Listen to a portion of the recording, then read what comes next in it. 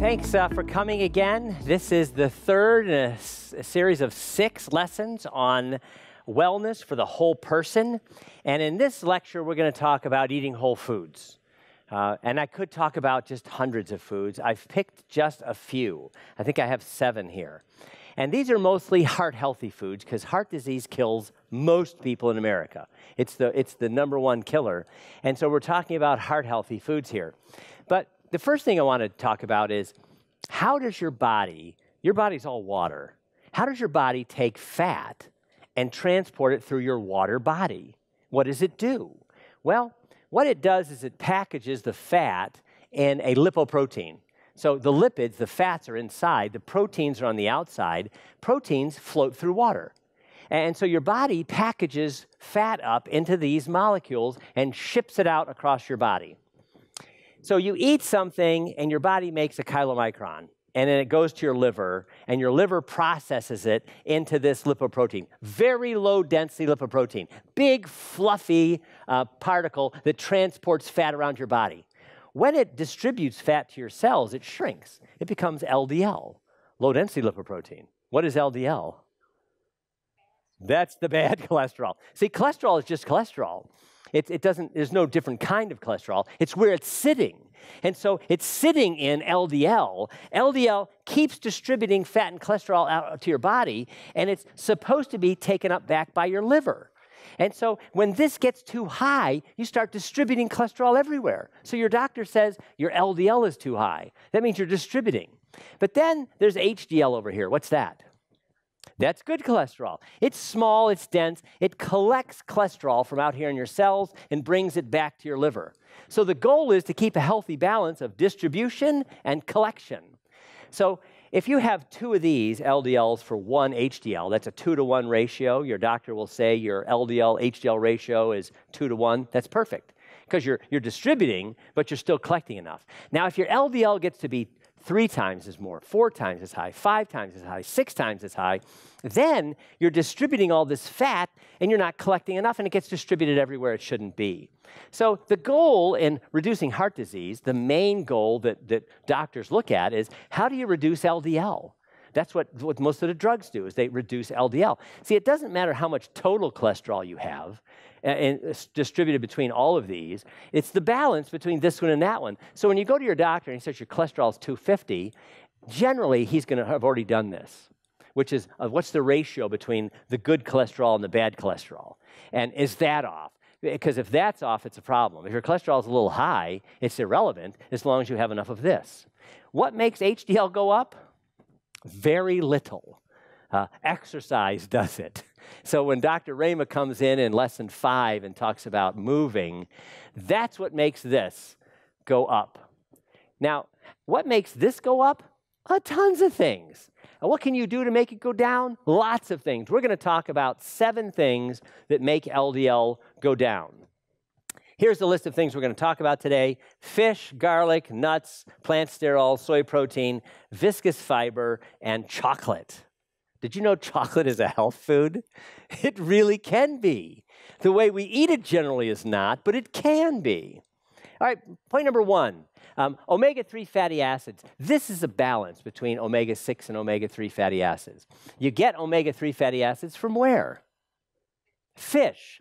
And so you need to have fish in your diet. If you're a vegan, you need to have these pills in your diet, and it can be done. It reduces blood pressure, makes clotting less, lowers triglycerides, reduction in atherosclerosis, the hardening of the arteries that we're talking about, and it's anti-inflammatory. Why is this? This could be the most important thing that we can do to reduce our risk of heart disease and reduce inflammation in general. And so what happens is omega-6, these are the things in corn, soybean, safflower, sunflower. This is the main plant oil. And then over here, omega-3 is the oil that's found in fish. Well, the thing is that this EPA and DHA from fish and this arachidonic acid play in the same pathway. And so they come down to this pathway, and then they compete for this enzyme. And then if you have more of this, you end up with more anti-inflammatory prostaglandins. If you have more of these plant oils, you end up with more of this pro-inflammatory. And so what happens is that when you take an aspirin, what the aspirin does is it knocks out this enzyme.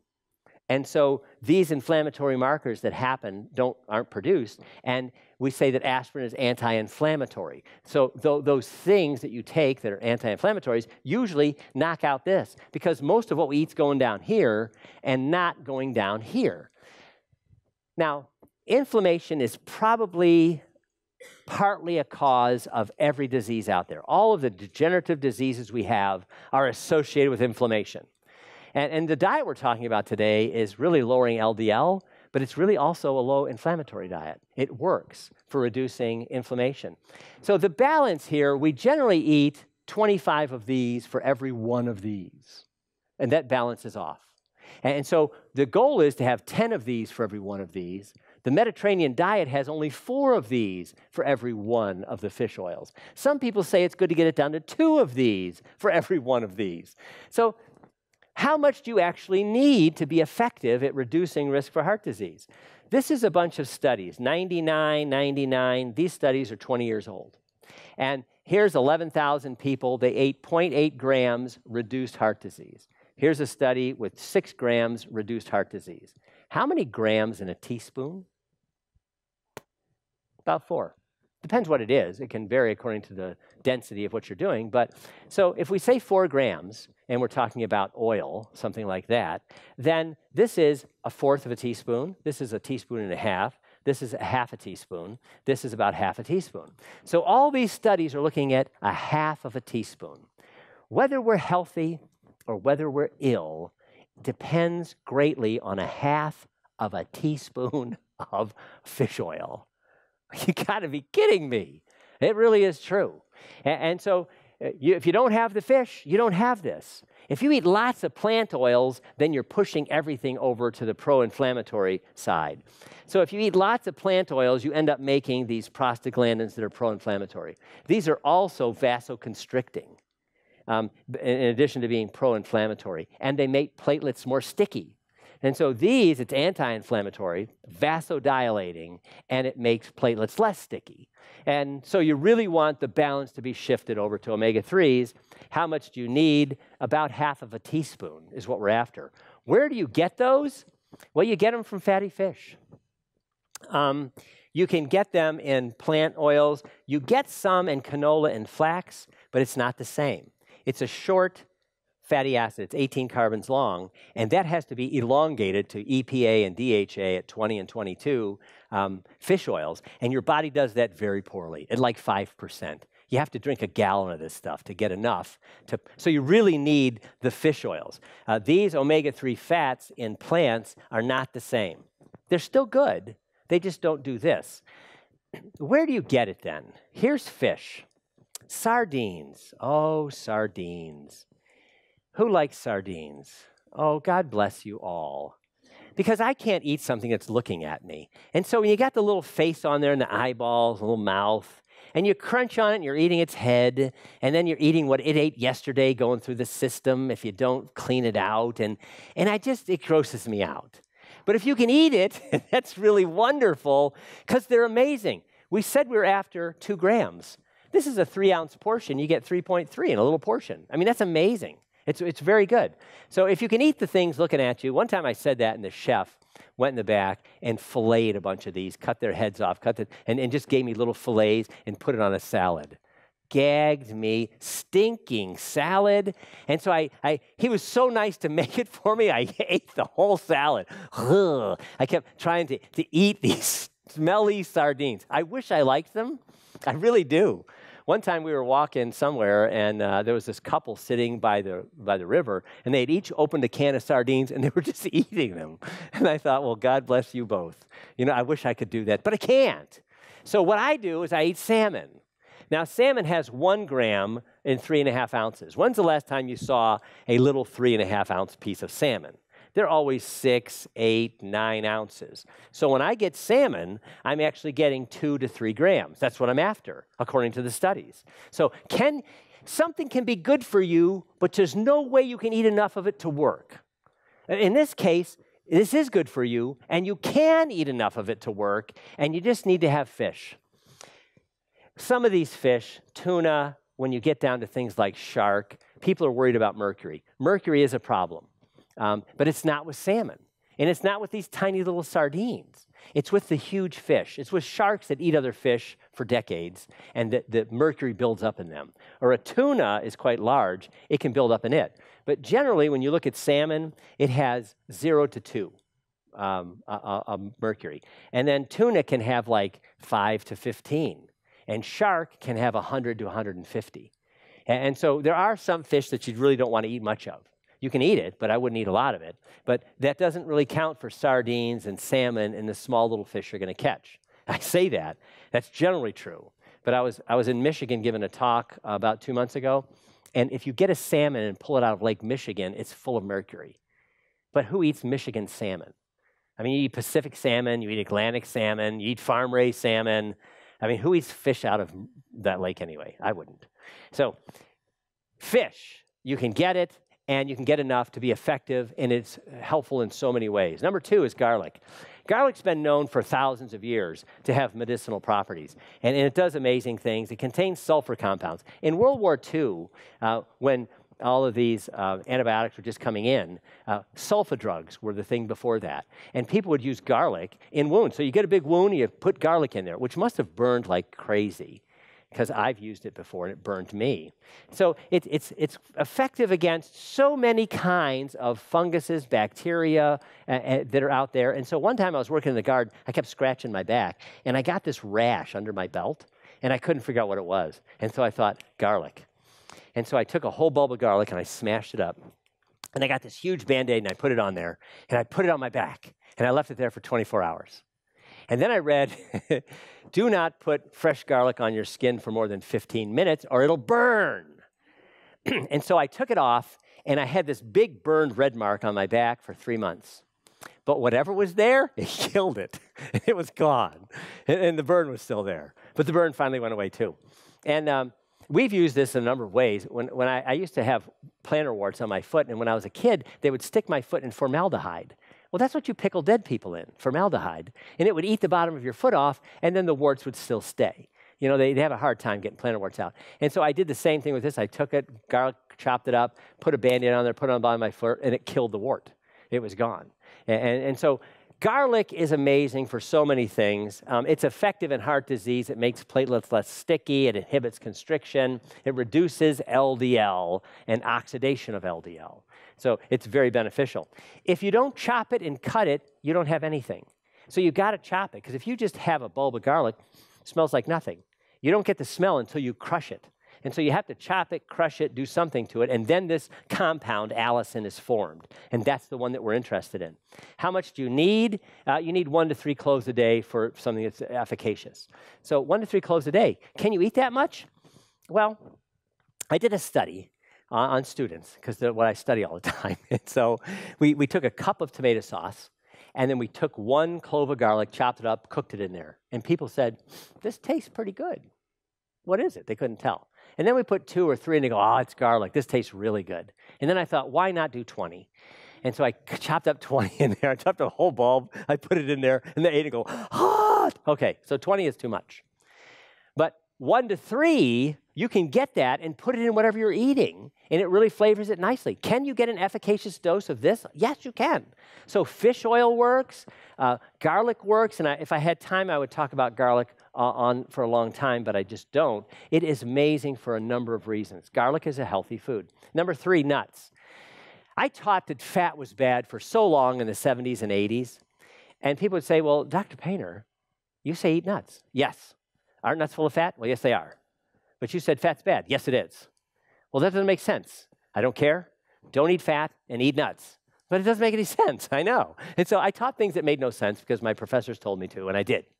But nuts have been healthy forever. And fat's not bad, especially the fat that's in nuts. It's really good.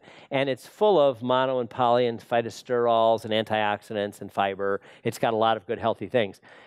Here again is a bunch of studies. This is 76, 84, 86, 2002. This is 35,000 Seventh-day Adventists, 5 or more times a week reduce heart disease. That was back in 76. 84, 86,000 women, 5 or more ounces a week, 35% reduction in heart disease.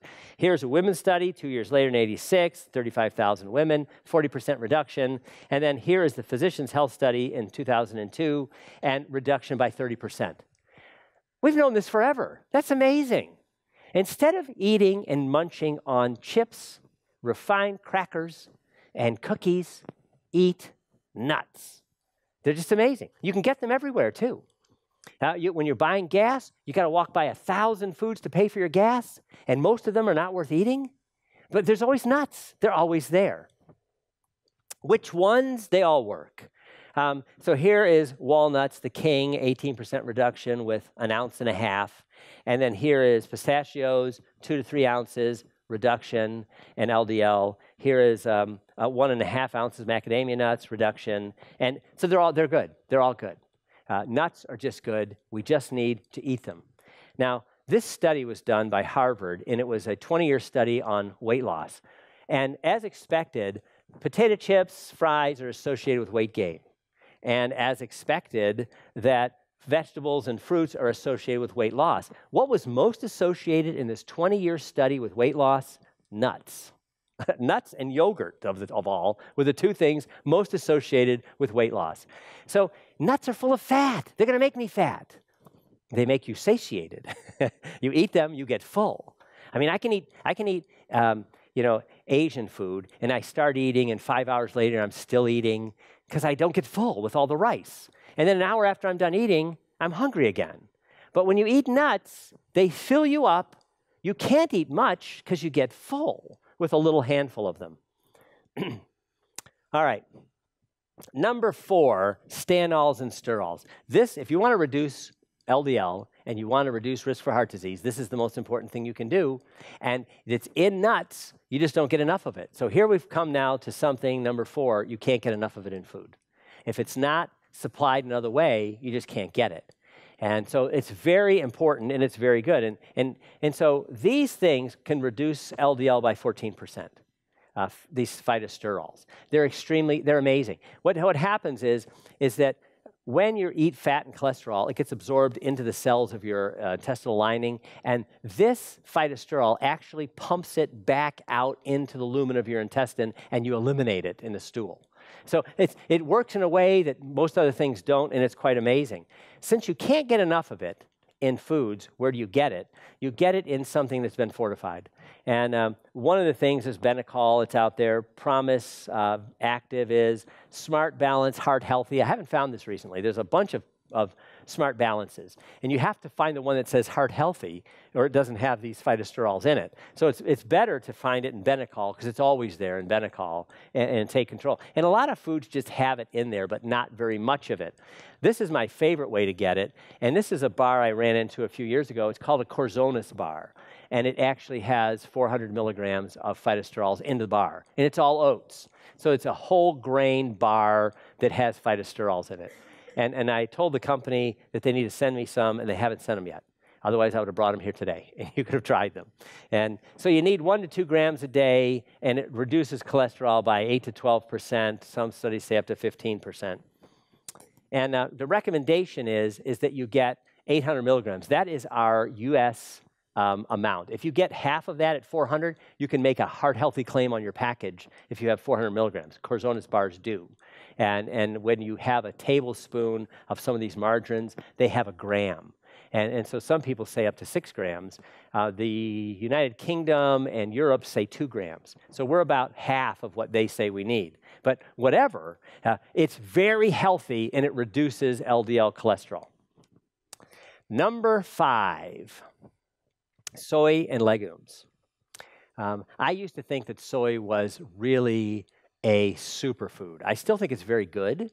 I don't know that it's as super as it was when I first saw this study, but it does reduce risk of heart disease.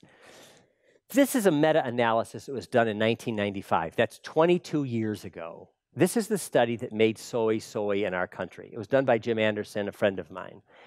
And he took all of these studies, and he looked at them together and found out if your cholesterol was about normal, less than 200, and you ate soy, that your cholesterol dropped a little. Well, that's good. Because sometimes when something's good for you, when you take a lot of it, if your blood sugar or blood cholesterol or something is normal, it drives it abnormally low. Well, we don't want that. It reduced it a little. And here's elevated cholesterol a little bit at 200. Suppose your doctor says your cholesterol is 200 to 300. This group of people in this study had cholesterols of 335. And when they ate soy, their cholesterol dropped by 70 milligrams per deciliter. Now, this was made up of a bunch of studies, a couple of dozen. And one of the studies was done in my lab. We had a guy in there that had a cholesterol of 600. And we put him on 50 grams of soy protein isolate. That's 2 ounces, 2 ounces of soy protein. We baked it into muffins and into quick breads and into breakfast things. And so he ate 50 grams in 30 days. In 30 days, his cholesterol dropped from 600 to 300 in 30 days. That's kind of amazing. And so the newer studies that have come out in the last 10 years are not this powerful. They show that it drops at half that much. And so it's not as strong as what we thought. And maybe this one's right, maybe the others are right, but either way, it reduces it. And when you have high cholesterol, it seems to work even better for those people with high cholesterol. Now, is more better? Sometimes you eat this much of something, and this much of something, and then this much, and it kills you. You know, that's the way drugs are. You take this drug, and it's good for you. You take more of the drug, it's better, and you take this much, and then you're dead. And so more is not always better, you know. Sometimes you can get too much of things. Well, you can get too much of anything, actually. And so here's 25 grams, about an ounce, and this lowers cholesterol by 9. And here's 50 grams, it's about 22. And here's 75 grams, it's about an ounce and a half, it's 25. So it seems like the more soy you eat, the more effective it is. Now, there is a point where you can get too much of anything. And so if you decide just to eat soy your whole life, you could probably kill yourself with soy. And then where do you get it from? You get it from milk. Soy milk's got 8 grams. Tofu's got 10.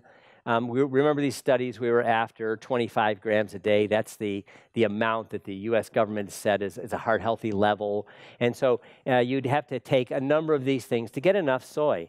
My Asian students say, why do you mess with all this stuff? Why don't you just eat soy?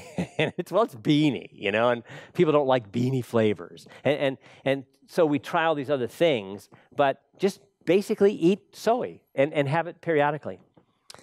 Here's my last one, I think, and it is probably the most important because it's the easiest to do and it's extremely effective. Wouldn't you think if you eat cholesterol, it would make your cholesterol go up? Well, it doesn't, because when you eat cholesterol, it doesn't make LDL go up, and it makes them both go up the same. So your body makes 5 times what you eat anyway. You eat a little bit cholesterol, your body makes more. You eat a lot of cholesterol, your body makes less. And so eating cholesterol doesn't affect your blood cholesterol level, but soluble fiber does. How in the world can that actually do it? Well, here is what I think happens. So here's your intestinal tract right here, and you eat food, you eat fat, and it goes through, and your liver makes bile salts, and they help emulsify the fat so you can digest them, and then your blood system picks up those and puts them back to the liver. So you make bile salts, they are used, and they get recycled. What happens when you eat soluble fiber, these soluble fibers trap those bile salts. They trap cholesterol and fat, and they pull it out into the stool. And so 5 minutes later, your liver says, wait a minute, we need more bile salts. What's happening here? We need to make more. What does your body use to make bile salts? LDL cholesterol. And so here's this cholesterol receptor on the liver, and it starts going up, we need more, more, more. And so as soon as this happens, your body starts pulling LDL out of the blood system, and your LDL starts to drop. And the more you do this day after day after day after day, your body's continually pulling more and more and more LDL out of your blood system. Now, I taught this class to a friend of mine a decade ago, and he was my height. He probably weighed 250 pounds, and his cholesterol was 240, I believe. And so he started taking Metamucil every morning, 2 teaspoons of Metamucil, stirring it up, drinking it, for 3 months. He went back to his doctor, and his cholesterol dropped from 240 down to 160. His doctor said, wow, are you on a new diet? And he said, do I look like I'm on a diet? No, he said, I take Metamucil. And he said, what are you doing differently? Because you must have been eating something different. And he goes, no, I'm eating the same stuff. I take Metamucil. And the doctor says, I don't know what you're doing, but keep it up. Metamucil. If you say something that is completely outside the realm of possibility, we don't even hear it. We don't even get it because it's not possible. So we don't even hear it. The doctor didn't even hear it, and so he started eating Metamucil every day for 3 months, and his cholesterol dropped like a rock because of that mechanism, I think. Now, I've been very poor at it. I try and drink Metamucil every morning, and I go for months and don't, and then I get back in the swing of it, and I do, and I think it's very good. I don't get Metamucil. I get the unflavored psyllium seed from the store. But Metamucil is the easy way for people to get it. There's a Consil. Consil is also one you can get in most grocery stores. And Consil actually has an unflavored version you can get in Walmart a lot of times, or not Walgreens and CVS. So you can get this unflavored psyllium seed in a regular store. Now, it's not just psyllium seed, but it's where it's really concentrated. It's in apples and bananas and oranges, these soluble fibers. It's in spinach and all these different foods. It's in beans and legumes. So if you ate a whole food diet, you'd get a lot of it. But generally, we eat one vegetable a day and eat lots of chips and refined foods. If we flip that, we would just get a lot of this. So here, in this case, too, it's efficacious. You can do it. So my last thing today is chocolate. You got to love chocolate. And so cocoa processed with alkali is not good at all. It doesn't do anything. So if you look at your hot chocolate packet and you read the label, it says Dutch processed chocolate or processed with alkali. When you do that, it takes the bitter stuff out and most of the good things too.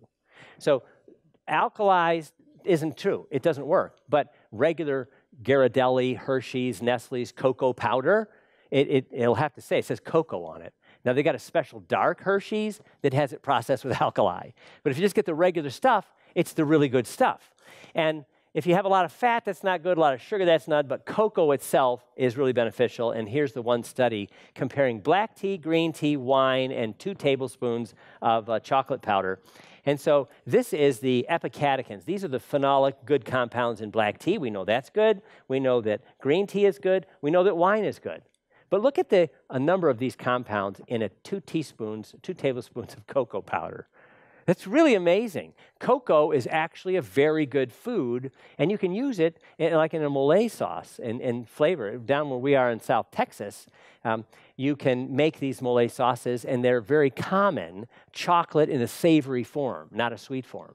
And so it can be used that way. It just generally isn't. And then the last study I have here is looking at blood dilation. So this is how big your vessel is, and this is 2 hours after with this Dutch processed chocolate. The vessel shrinks. And then here is what happens 2 hours after eating regular cocoa. Your vessels dilate, 2%. That's kind of amazing, too. It's very effective. Now, to close this today, does this actually work? Here's a study that was done in 2005. This is the University of Toronto, where insulin came from, where glycemic index came from, all those things. He came up with this diet of plant sterols, soy protein, almonds, and viscous fiber. 4 of the things that we talked about today. Do they actually work? This is what he found. So here, they put them on a low-fat, low-saturated fat, low-cholesterol diet that we've taught people to do for 50 years. And what did it do? Almost nothing.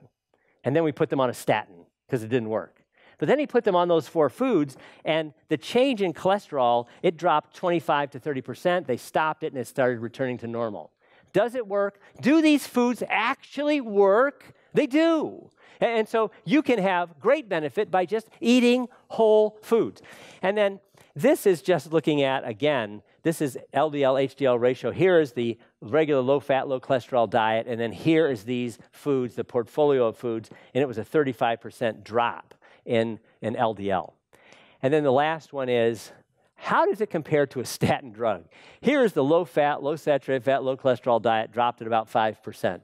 And then here is the portfolio of foods, and here is 20 milligrams of lovastatin. So these 4 foods worked almost equally well with the drug lovastatin. So does it work? Yes, it does. So to conclude today, here's what we have. Eating fish is really beneficial. When I travel, and I travel a lot, I eat fish. When I'm at home, I take fish oil pills because we don't cook fish at home as much. Garlic, 1 to 3 cloves a day. Plant sterols, margarine that you get 2 or 3 tablespoons a day. Just use it in cooking or whatever you're doing with it. Soy protein, 25 grams a day. It's about an ounce. Nuts, an ounce or 2 a day. We're not talking about a whole bunch. A little ounce or 2 a day. A palm full of nuts is what you're after, or maybe a little bit more than that. And then viscous fiber in oats or in psyllium, 3 grams of beta-glucan works. And when you take the Metamucil, it's about 6 to 10 grams you get. And chocolate, 2 tablespoons a day. All right, that is the end of our third talk in a series of 6 on eating whole foods. Thanks for coming.